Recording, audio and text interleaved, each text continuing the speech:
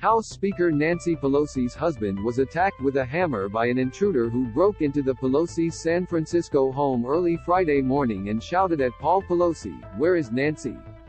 Where is Nancy?" before assaulting him, according to a source briefed on the assault. Later Friday, Paul Pelosi underwent successful surgery to repair a skull fracture and serious injuries to his right arm and hands from the attack, according to the Speaker's office. The Speaker's office added that Paul Pelosi's doctors expect him to make a full recovery. David Wayne DePape, a 42-year-old man from nearby Berkeley, had planned to tie up the Speaker's husband and wait for her to come home, a law enforcement source confirmed. Nancy Pelosi was in Washington, D.C. during the attack, her spokesperson Drew Hamill said. DePape was arrested on the scene by officers from the San Francisco Police Department, who arrived on the scene at 2:27 a.m. DePape will be charged with attempted homicide, assault with a deadly weapon, elder abuse, burglary and several additional felonies, the department said. San Francisco Police Chief William Scott told reporters Friday that responding officers witnessed the suspect attacking Paul Pelosi with a hammer. When the officers arrived on scene, they encountered an adult male and Mr. Pelosi's husband, Paul, Scott said. Our officers observed Mr. Pelosi and the suspect both holding a hammer. The suspect pulled the hammer away from Mr.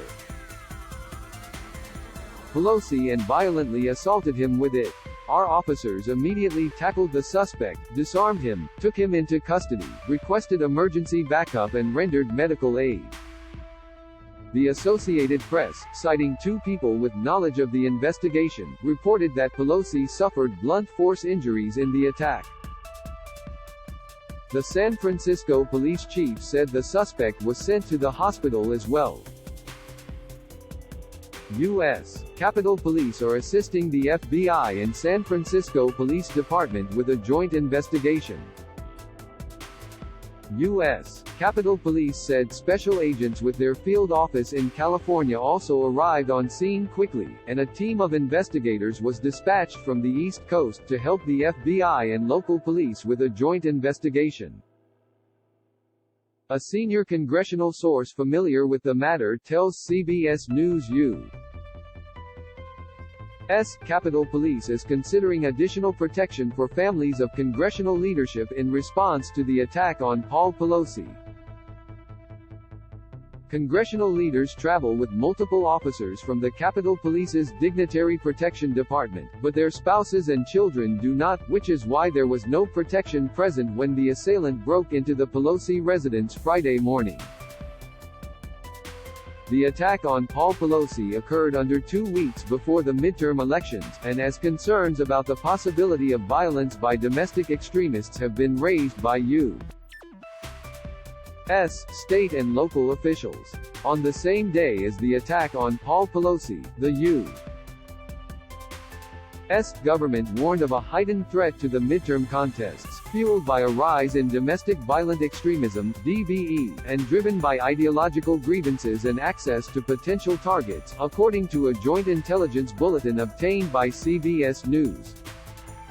Potential targets of DVE violence include candidates running for public office, elected officials, election workers, political rallies, political party representatives, racial and religious minorities, or perceived ideological opponents, the bulletin, published Friday, stated.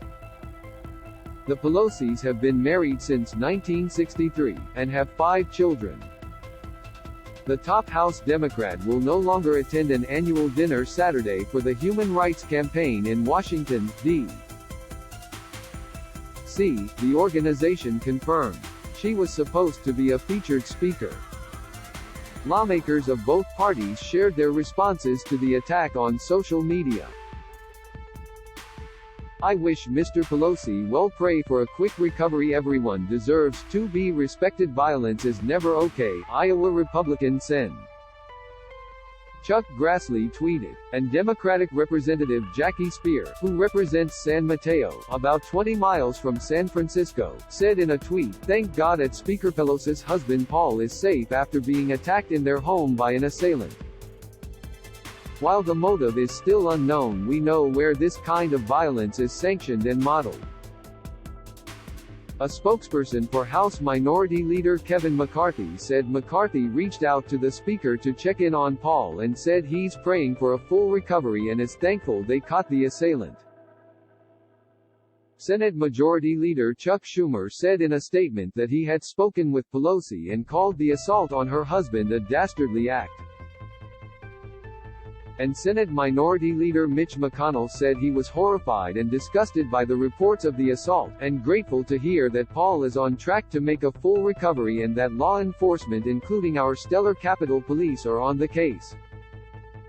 White House Press Secretary Karine Jean-Pierre said President Biden is praying for Paul Pelosi and for Speaker Pelosi's whole family.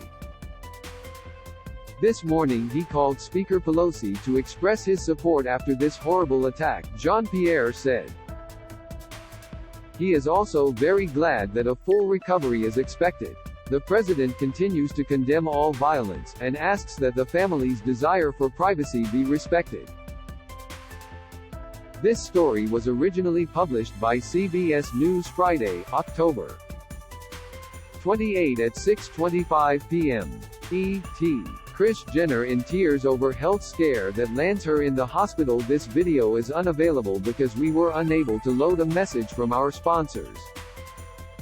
If you are using ad blocking software, please disable it and reload the page.